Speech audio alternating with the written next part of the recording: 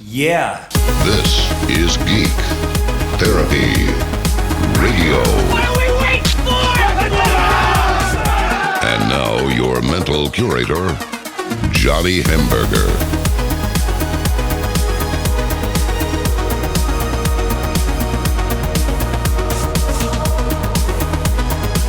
Very exciting show this week. Yes, I'm the mental curator, Johnny Hamburger. Welcome into Geek Therapy Radio.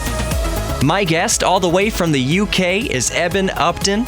He is the CEO and founder of the Raspberry Pi Foundation, and I got to pick his brain for over 30 minutes about Raspberry Pi, about, issues or developments with the Raspberry Pi 4, possibly future Raspberry Pi 02s, who knows, Raspberry Pi Pro. Who knows? I guess you'll just have to listen to the interview to find out. It was a very fun interview. He was very gracious with his time. It's a big time difference between Houston and the UK. But without further ado, let's dive right into the interview. My guest today is the Eben Upton. Eben, how are you doing today? Yeah, pretty good. Pretty good. Or I should say tonight, because while it is about 5:30 here as of time of recording here in Houston, what time is it over there in the UK right now? It's getting on for midnight, so it's 11:30. It's a lot darker outside here, I guess, than it is where you are. Yeah, yes, it is literally, in every definition of the word, literally 100 degrees out here right now, and it is 5:30 at night. So we're kind of waiting for that sun to go down. So, Eben, once again, thank you for your time. I want to dive into it since I know you're being so gracious with your time. I want to talk about a list of topics regarding the Raspberry Pi 4, which is the latest release of the Raspberry Pi. And then the last couple things are a bit of geeky speculation. So without further ado, do you mind if we dive right into it? Yeah, let's go for it. Okay. There are some concerns. I love the Raspberry Pi 4, by the way. I've got the Pi 4 4 gigabyte model. I had to wait. There was a bit of a demand for the Raspberry Pi 4, and I wanted to... Yeah, a little bit. Yeah, but I wanted to wait for the 4 gigabyte model. That's what I had my heart set on. So I got that. Can you tell me if there's... Actually, we'll start there. Is there going to be any update into more shipping or more units going out there? Any easier for people to get their hands on it? Well, so I was at the factory. 3 days ago, and I mean they're coming off the line at a pretty high rate. I think the shortage is more to do with demand than it is supply.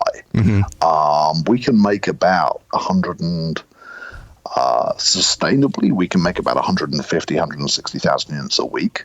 Wow. The vast majority of those will be 4 gig because those are the units. Some people kind of are going for the 4 gig. Then the 1 gig, and then the 2 gig. Because kind of in the middle, it's not obvious who the person is who wants. It's obvious who wants the 1 gig. It's the person who's cost sensitive. Yeah. It's obvious who wants the 4 gig. It's the person who wants the absolute best thing we make.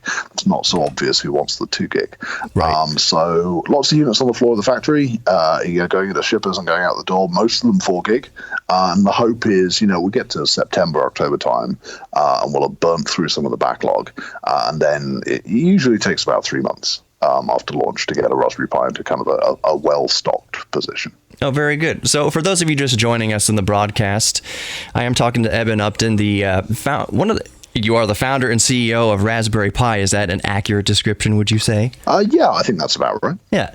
So could you describe, just in brief, for those who may not know, who may just be tuning in and not, for some reason, not know what the Raspberry Pi is, the mission of Raspberry Pi? Well, Raspberry Pi is we're not-for-profit, so we're UK-based not-for-profit, and we exist to get people, primarily young people, but really, we say kids of all ages, 8 to 80, mm-hmm. Involved in computing, and electronics. And we do this in a lot of ways. We have educational programs, and we train teachers, and we run clubs. But kind of the core and the thing that kind of I'm most closely involved with is we make these little computers called Raspberry Pi, very low cost PCs, mm-hmm. plug into your television, and it gives you a PC, but it gives you a PC which is optimized for learning to program. Absolutely, and it is a DIY and a tinkerer's dream, and I think a huge reason for that obviously is the cost of entry. You can get a Raspberry Pi Zero for as little as $5 US. I think it's about £4 there in the UK, less than a pint of beer, less than a cheeseburger here in the United States. So I know every time I go to Micro Center, I wind up, usually putting another Pi Zero W there in the cart just because they're so cheap.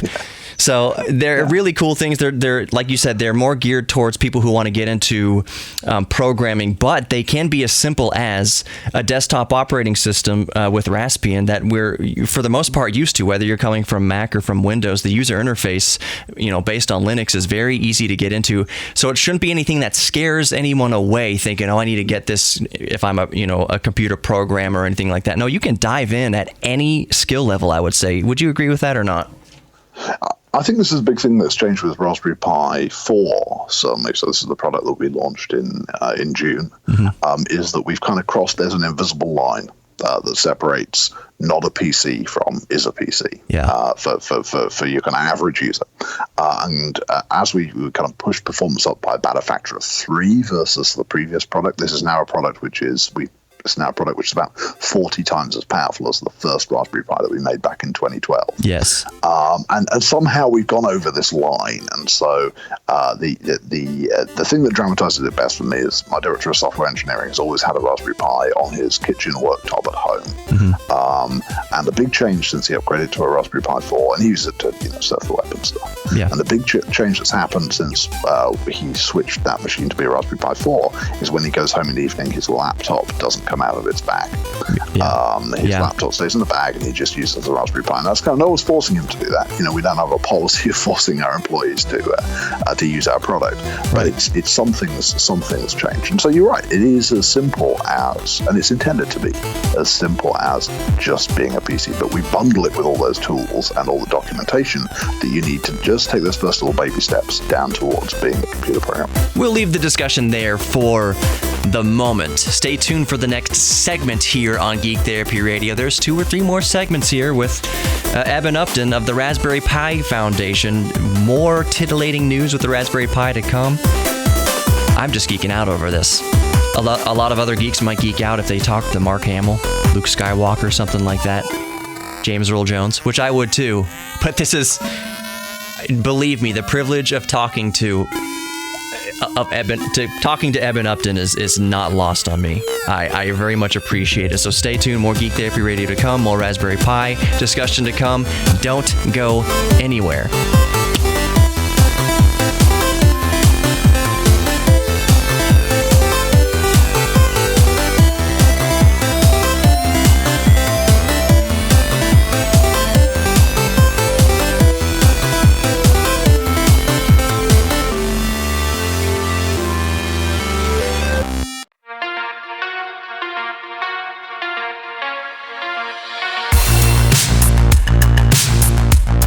Welcome back to Geek Therapy Radio. I am your mental curator, Johnny Hemberger. Let's dive right back into the conversation with founder and CEO of the Raspberry Pi Foundation, Eben Upton.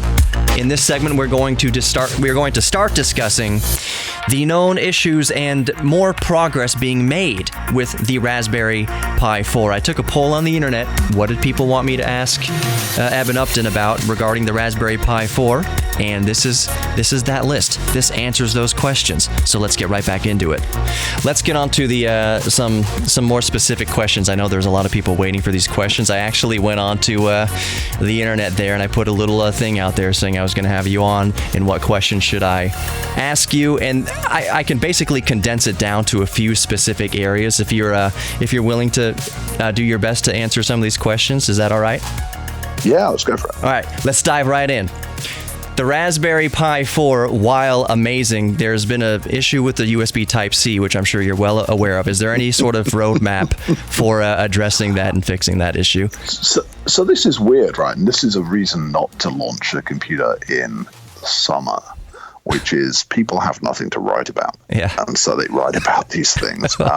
This is this is something we didn't catch in testing because only the very kind of the highest spec component. We don't tend to worry about what happens when people connect our product to high spec components. We worry about what happens when they connect it to the cheapest thing they can find. So it's a thing. We have an official power supply that you can use. There's a wonderful Tom's Hardware did a lovely article where everyone else kind of wrote these kind of hyperbolic articles about it. Tom's actually went out and bought 10 cables off Amazon and eBay and found that 9 of them worked. So this is kind of not a thing. At some point we will fix it, obviously. At some point in the future we'll fix it. But it's kind of one of these things which is it's definitely not a high priority for us at the moment. But don't expect your MacBook charger to power a Raspberry Pi 4. Okay. So there's no definite sort of date where you expect it to kind of resolve or anything like that? Not really. I expect it to probably be resolved in a year's time. Okay, yeah. I'd be surprised if it wasn't resolved sort of at the end of the first 12 months, but it isn't something that's being kind of actively prioritized. I'd say.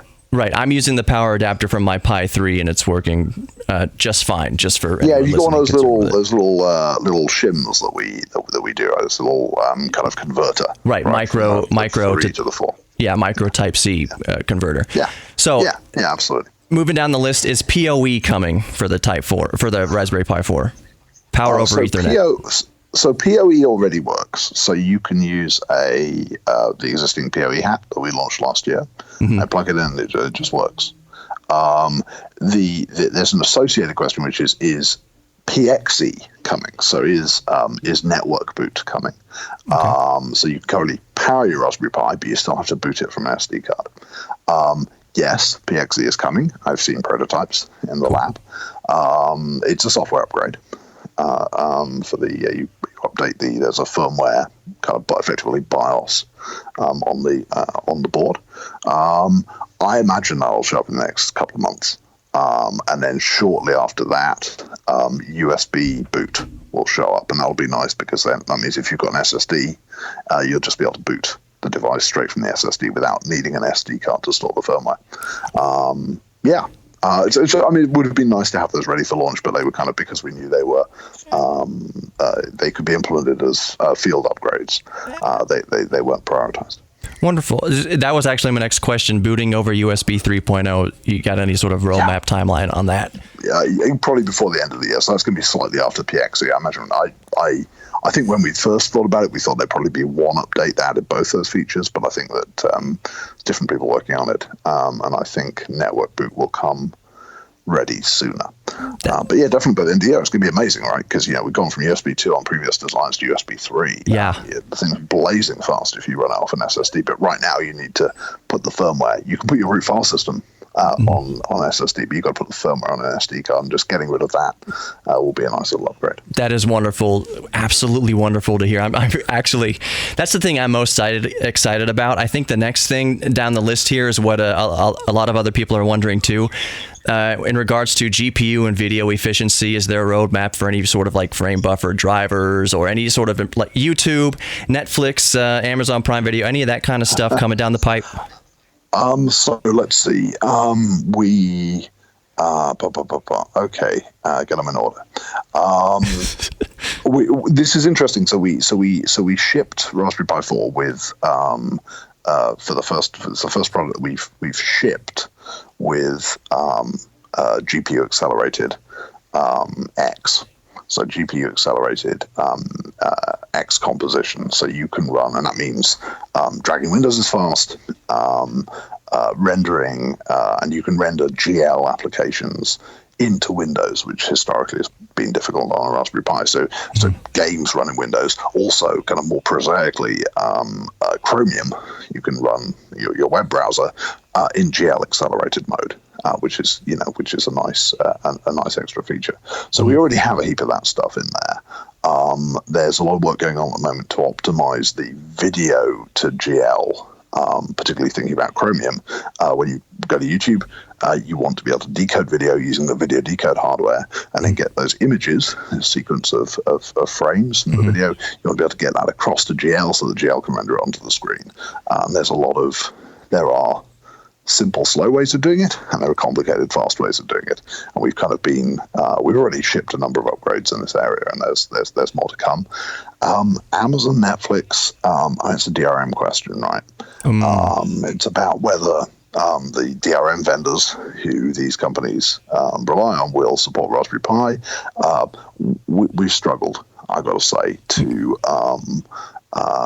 get engagement. We'd love people to be able to do this. People have found ways to do this in the past by finding files. I think there was a way of doing this that involved finding a file in a Chrome OS image and copying it in and copying it into your Raspberry Pi image. So people find ways to do it. So we know it's technically feasible, but it's about whether we can establish the business relationships that we need in order to make that happen. We're not there yet. Love to do it though. True. I really appreciate your candidness with all this. Moving on the list again, because I know I want to be respectful of your time. Can you speak to multiple Bluetooth devices on the same? Doesn't it use the same Wi-Fi controller and bus protocol, or can you speak to any Bluetooth improvements that might be coming over time? Bluetooth improvements. I mean, we continue to ship updated Bluetooth stacks. It's the same Bluetooth device that we used on previous devices. So it's the Cypress 43455. We continue to work on getting more Bluetooth devices working. It's pretty good for most devices. People keep, and we always encourage people. If people find things that don't work, open issues on our GitHub. We have a bunch of GitHub repositories. Kind of pitch up on our Linux kernel repository or our firmware repository and open issues. And obviously, the more specific people can be about what's not working, the better able we are, particularly when it comes to this particular device doesn't interoperate. The higher things, specific bugs, the tip is specific bugs tend to float to the top.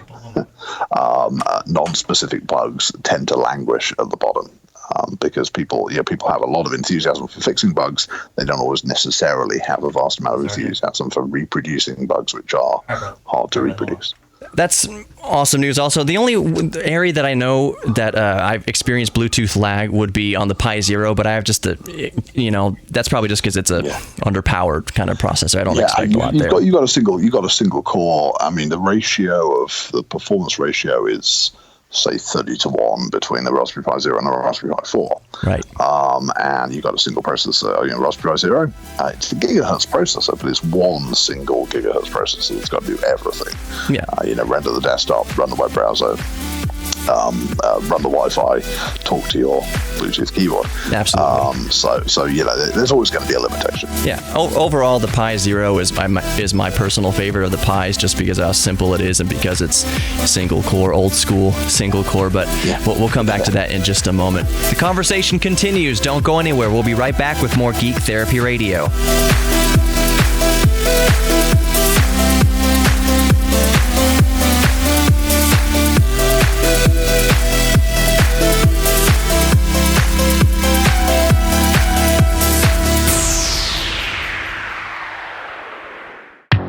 Welcome back to Geek Therapy Radio. I'm your mental curator, Johnny Hemberger. Let's dive right back into the conversation with CEO and founder of the Raspberry Pi Foundation, Eben Upton. People have, I don't know, some people have complained. I'll just phrase it like this. Some people have complained that the Pi 4 runs hot. I personally don't really see that as much of a complaint, because that just means that you were able to fit a more powerful chip at the price point. That being said, is there any sort of official Pi 4 case coming with a fan in the works? So there's not an official Pi 4 case coming with a fan. Let's see, there's a couple of things going on. One, we have third-party cases which are specifically designed for heavy thermal, for heavy processing use cases. Pi 4's been designed like your mobile phone. It's designed with sprinting in mind. So it's designed to run at a particular temperature and then have some thermal margin So you can then sprint for a little bit, like you load a web page, you want a bunch of performance. You'll have 5 seconds, say, of intensive use. The temperature of the device will rise by a couple of degrees during that time. Obviously, if you run the thing flat out for a long time, then the temperature will rise to a point where we then start to slow the processor down, throttle the processor, in order to keep it at a sensible temperature. Right. So that's true of almost everything. It's true of your laptop. It's true of a mobile phone. It's true of almost anything that's on a desktop PC. But there are people who've designed third-party cases which are generally have a lot of aluminium in them, and those you put in one of those cases, you can then run the thing flat out forever. Oh yeah, and it won't get past sort of 65, 70 degrees. That's what I've done. Yeah, that's it. So there's Flirk. There's a case called Flirk, which is very popular with previous versions of Raspberry Pi among people who want to use it as a media center. And they've just started to get volume of a Pi 4. We gave them some advance notice of Pi 4, and they've just got, Jason has just got some early volume of his Pi 4 case. So there's some work going on, third parties producing cases, third parties producing fans, and then there's also work going on our side to reduce the power consumption of the device in software. There's a vast amount of software. These chips have many, many, many hundreds of switches you can flick to take a little bit of power out, and enabling each of those has a certain software complexity burden. When you're launching the product, what you care about is that it works. It doesn't crash. Exactly. And if you've got an hour of engineering time, you're going to spend it on that. Once it's in the wild, and things look stable and good, you can then start to spend some engineering time on going and auditing that collection of switches and seeing which ones you want to flick. We're doing that at the moment. Seeing some good results we shipped a little bit of stuff into the wild. For example, we shipped a bunch of stuff that lowers the temperature when you're in 4K P60 mode. So when you're using it as a 4K media player, we shipped a bunch of tweaks that improved that corner of things. Wonderful. I've seen some tweaks that improve idle power consumption. That controls the temperature at which the thing kind of sits when it's doing nothing, which is nice because people like the device to sit there and be cool. And it also means that there's a bunch of kind of thermal reserve for this sprint mode operation. So we keep working on the software. Wonderful. And so I think that, along with casing solutions, will help. Yeah. So, but there's no official Raspberry Pi 4 case with a fan in the works. Not with a fan. So there's an official case without a fan, and then there are third-party cases with fans and third-party cases with lots of aluminium. Right, and that's what I use, and it's been wonderful. And heat sinks cost about 50 cents, so it's really wonderful. So I know, have you teamed up with RISC? Is that something that's been in recent news? Oh, with RISC-V, yeah. So Raspberry Pi is a member of the RISC-V Foundation. The RISC-V is our the Raspberry Pi products use ARM processors, ARM CPUs. RISC-V is an alternative instruction set architecture. Raspberry Pi is a member of the foundation that governs that, not because I think we imagine that Raspberry Pi is suddenly going to start being RISC-V platforms, but because there's a lot of interesting work going on in that space, and we want to be able to be close to it. And I guess there are probably one or two areas, probably more on the software side than the hardware side, where we have some engineers who have an interest, and they can hopefully make a little bit of a contribution and help that become. It's a long road for RISC-V to become mature, but we think maybe one or two of our engineers can help contribute to that. Awesome. So this leads me into the speculation. This is kind of where we'll start wrapping it up. And once again, I appreciate your time. So I like to speculate, and I know it's hard to reach the price point, but can you offer any sort of information onto the possibility of a Pi 02 in the future? And then I would like to add my wish list to it. Okay, cool. Well, okay, first of all, I could talk a little bit about the challenge. Yeah. So the challenge is form factor. Zero is engineered. So as you know, Zero uses the same chip that we used on Raspberry Pi 1. It uses a chip called 2835. And the nice thing about that chip is that it has the memory in what's called a POP configuration, a package-on-package configuration. So the memory sits on top of the processor. And that kind of effectively it halves the board area that's taken up by silicon, and that's been kind of key to hitting that size. If you go look at a Raspberry Pi 2, Raspberry Pi 3, 3 Plus, 4, you'll see that our memory on those devices is separate from the processor. Yeah. And if you kind of squint at a Raspberry Pi 3, say, it's hard to imagine the chipset fitting into, if you hold a Raspberry Pi 0 next to it, hard to imagine the chipset fitting into that space. Yeah. So I think that's a constraint. It's unfortunate, of course, because we actually have some. We have in Raspberry Pi 2 and Raspberry Pi 3 some processors which would be quite a good fit in a lot of ways for a Zero from an electrical and software perspective. But it's actually ends up being about atoms. It ends up being about mechanical shape of the thing. Right, and as we enter the end of this Moore's law slope, there's only so much silicon and so many transistors we can fit. So as of now, you're right. It's the laws of physics and what we can, like you said, what we can pack into that space. I will say that if there's any sort of future Pi 0 2 to come out, my only sole wish is dual core. I think dual core would be a sweet spot if it's even possible. And I think it is from a electrical perspective, from a thermal perspective, from a software perspective. It's very, very feasible.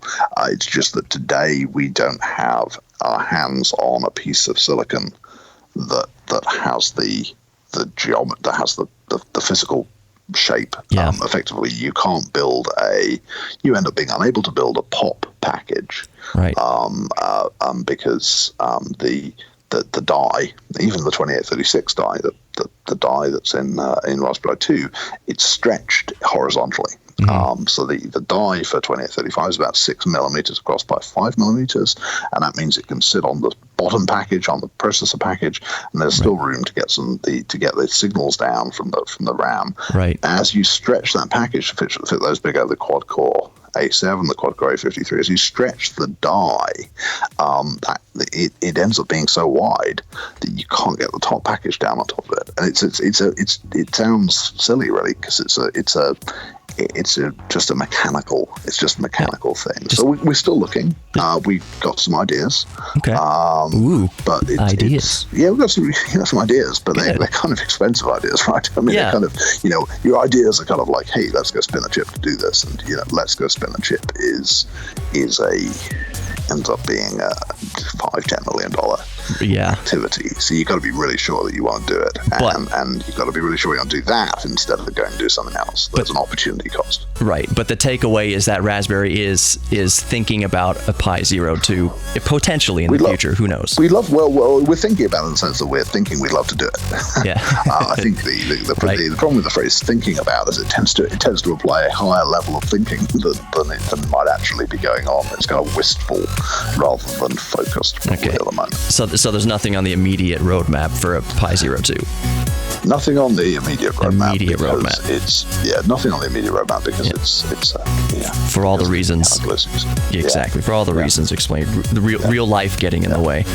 All right, we'll pause the conversation right there until we wrap it up in the fourth and final segment here on Geek Therapy Radio. I've been talking to Eben Upton, the CEO and founder of the Raspberry Pi Foundation, about the Raspberry Pi 4, about Raspberry's future, and I'm a little disappointed that there's no official confirming word that the Raspberry Pi 0 2 is currently in the works, but I am encouraged that it is on their minds. I am encouraged about that because we always speculate. Let's talk about Nintendo for a second. Will there be another Nintendo Switch? Will there be another console? We all know that there will be. There always will be a new version of something. So we know that eventually there will be a successor, in other words, to the Raspberry Pi 0.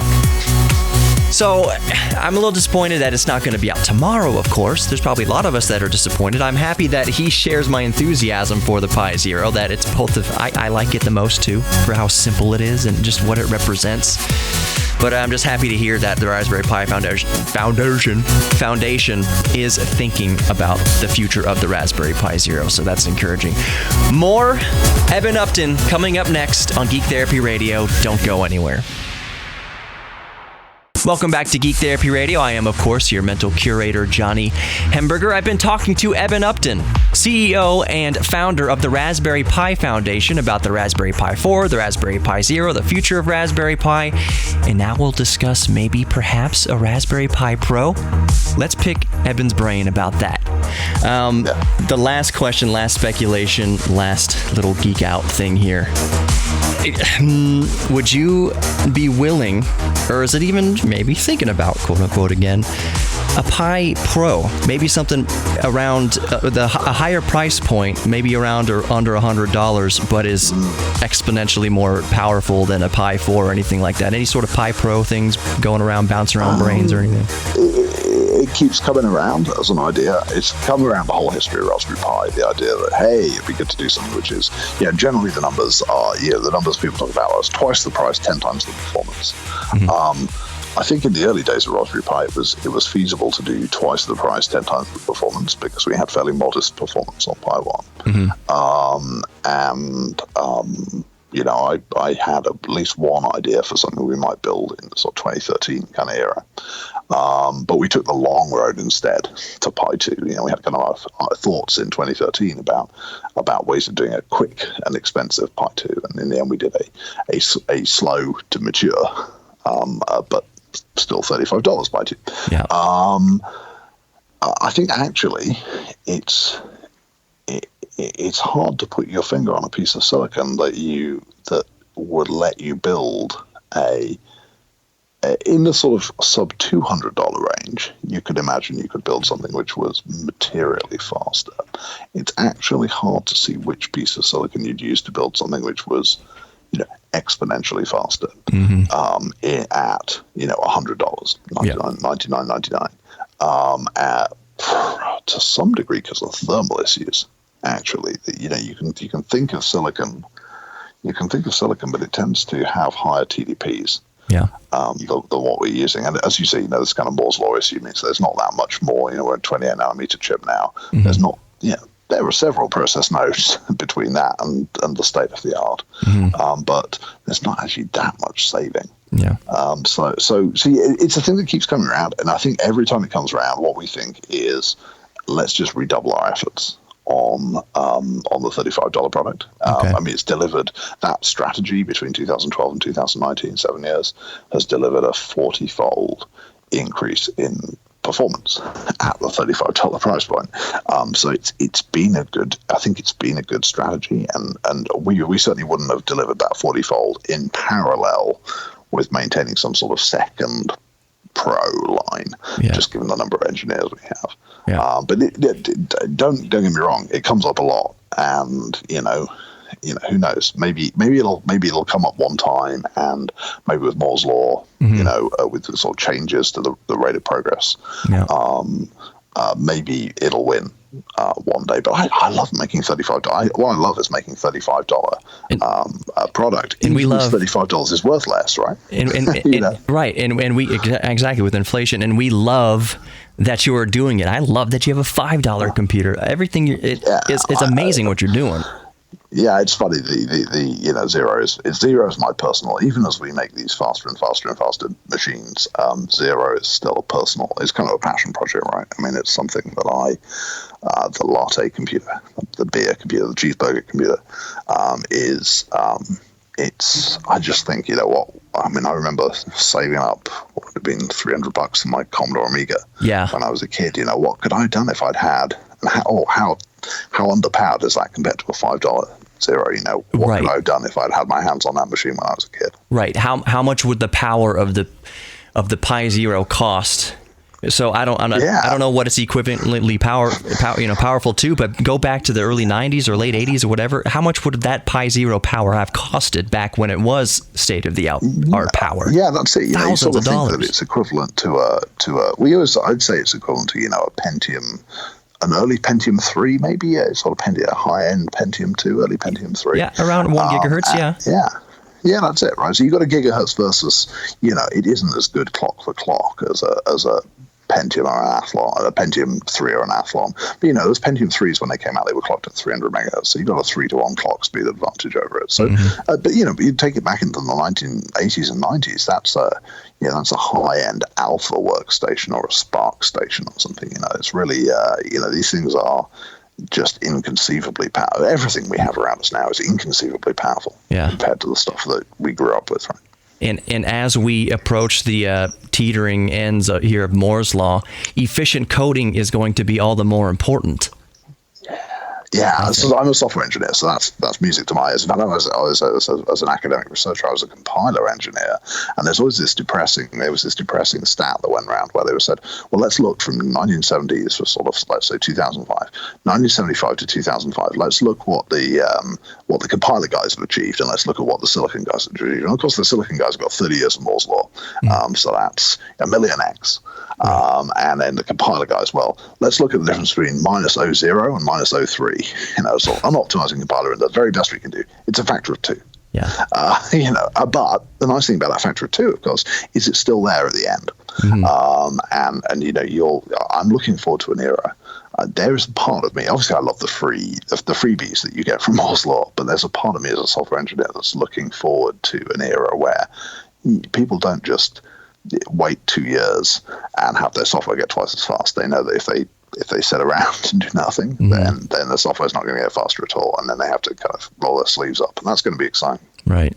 The future. I think we're just on the precipice of the new dawn. It's going to be what electricity was in the early 20th century, I think, with quantum computing and what we're going up against now with AI and everything like that. We have no idea the majesty in computing that is right around the corner, I believe. It's exciting times. Yeah. It is exciting times, and there's no better time to be doing computers than the start of the 2020s, I reckon. I 100% agree. Eben, thank you so much, Eben Upton, for your time. You're very gracious with it. I only asked for 10 minutes. We're going on 34 minutes or so here. I know it's very late there. Thank you so much for coming on Geek Therapy Radio.